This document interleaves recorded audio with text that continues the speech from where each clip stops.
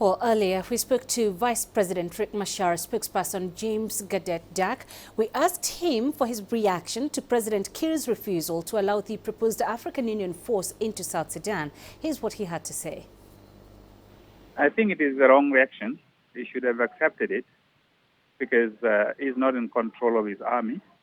The incident which happened in Juba last week at his presidential palace when two rival forces fought, and he said he did not know what happened because he did not order his forces to attack the border guards of his first vice president. I've indicated that he's not in control and that the security of Juba should be handed over to a third force.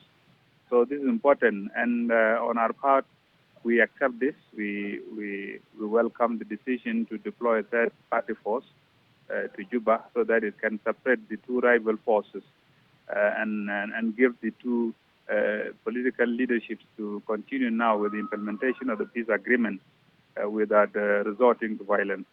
So I believe it is the wrong decision on the part of President Salva Kiir. He should have accepted a third-party force to provide security for the capital. We also asked Gatdet Dak what his boss thinks of President Kiir's assertion that he would replace Riek Machar if he doesn't return to Juba for talks soon. This would be another serious violation to the peace agreement because in the peace agreement he has no power to replace the first vice president. The first vice president was nominated by his party and he was just given the name to decree it into appointment. So he has no power in the peace agreement to replace Dr. Riek Machar. And also he has no reason to replace Dr. Riek Machar because the first vice president just fled the town and relocated his base in order to avoid further military escalation with President Salva Kiir's forces.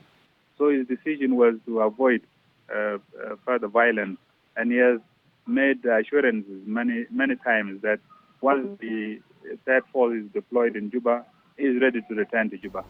So there is no reason to replace him just because he has relocated to avoid further violence.